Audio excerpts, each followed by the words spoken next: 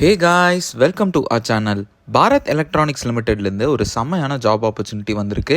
இந்த ஜாப்க்கு freshers apply பண்ணிக்கலாம். அண்ட் சேலரி பொறுத்த வரைக்கும் உங்களுக்கு ஸ்டார்டிங் 24,000 per month கொடுப்போன்னு கோட் பண்ணியிருக்காங்க.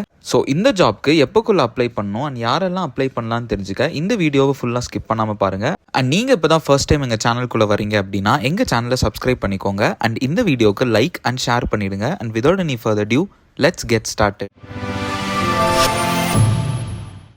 பாரத் எலக்ட்ரானிக்ஸ் லிமிடெட்லேருந்து ரிலீஸ் ஆன அஃபிஷியல் நோட்டிஃபிகேஷன் தான் இது. இந்த நோட்டிஃபிகேஷனுக்கான லிங்க் அண்ட் அப்ளை பண்ணக்கூடிய லிங்க் எல்லாமே இந்த வீடியோட டிஸ்கிரிப்ஷன்லையும் ஃபர்ஸ்ட் கமெண்ட்லையும் பிரிண்ட் பண்ணியிருக்கேன், செக் பண்ணிக்கோங்க.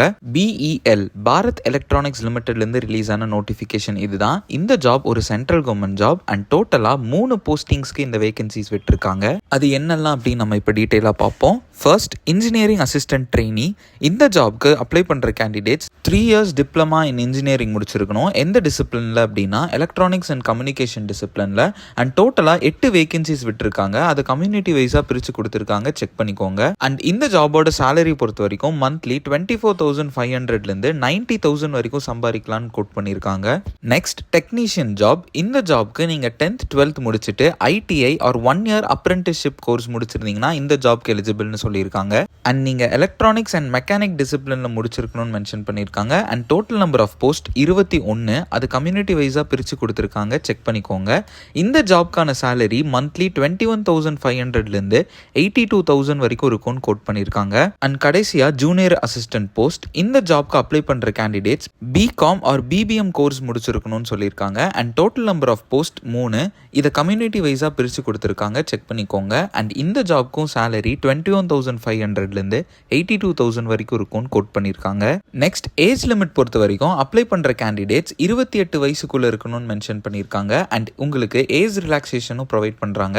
OBC கேண்டிடேட்ஸ்க்கு 3 years, SC/ST கேண்டிடேட்ஸ்க்கு 5 years, PWD கேண்டிடேட்ஸ்க்கு 10 years ப்ரொவைட் பண்ணியிருக்காங்க. நெக்ஸ்ட், நம்ம மோட் ஆஃப் செலெக்ஷன் பற்றி பார்ப்போம். அப்ளை பண்ணுற கேண்டிடேட்ஸ்க்கு 2 பார்ட்டாக எக்ஸாமினேஷன்ஸ் வைப்பாங்க. First part general aptitude. டோட்டலாக 50 மார்க்ஸுக்கு இந்த கொஸ்டின்ஸ் இருக்கும். And mental ability, aptitude to logical reasoning, analytical comprehension ability, basic numeracy, data interpretation skill and general நாலேஜ்னு இது சம்பந்தமான கொஸ்டின்ஸ் தான் உங்களுக்கு கேட்பாங்க. And next, technical aptitude. டோட்டலாக 100 கொஸ்டின்ஸ் கேட்பாங்க. இதில் டெக்னிக்கல் அண்ட் ப்ரொஃபஷனல் நாலேஜ் சம்பந்தமான கொஸ்டின்ஸ் தான் ரைஸ் பண்ணுவாங்க. அண்ட் உங்களுக்கு மினிமம் குவாலிஃபையிங் மார்க்ஸும் கொடுத்துருக்காங்க. ஜென்ரல் OBC அண்ட் EWS கேண்டிடேட்ஸ்க்கு பார்ட் 1 அண்ட் பார்ட் 2ன்னு செப்பரேட்டாக 35% ஸ்கோருக்கு மேலே எடுத்திருந்தீங்க அப்படின்னா இந்த ஜாப்க்கு எலிஜிபிள். அண்ட் SC/ST PWD கேண்டிடேட்ஸ்க்கு பார்ட் 1 பார்ட் 2 செப்பரேட்டாக 30%க்கு மேலே ஸ்கோர் பண்ணியிருக்கணும். அண்ட் இந்த ஜாப்க்கு சேலரி மட்டும் இல்லாமல் உங்களுக்கு எக்கச்சக்கமான அலவன்சஸும் ப்ரொவைட் பண்ணியிருக்காங்க.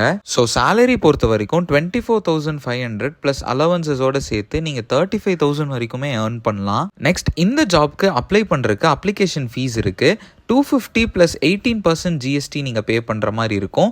இதில் SC/ST PWD எக்ஸ் சர்வீஸ்மென் கேண்டிடேட்ஸ்க்கு நீங்கள் எந்தவித ஃபீஸும் கட்ட வேண்டாம். அண்ட் இது ஒரு நான் ரீஃபண்டபிள் ஃபீஸ் தான். ஆன்லைன் மோடில் பே பண்ணுற மாதிரி இருக்கும், செக் பண்ணிக்கோங்க.